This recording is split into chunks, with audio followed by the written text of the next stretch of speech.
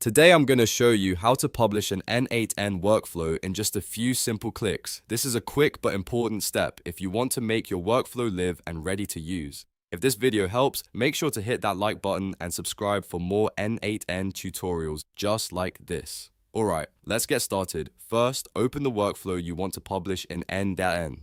Make sure you're inside the correct workflow before moving forward, because once you publish it, you want to be sure it's the version you actually want to use. Next, look at the top right corner of the screen and click Publish. This tells N8N that you're ready to make the workflow available.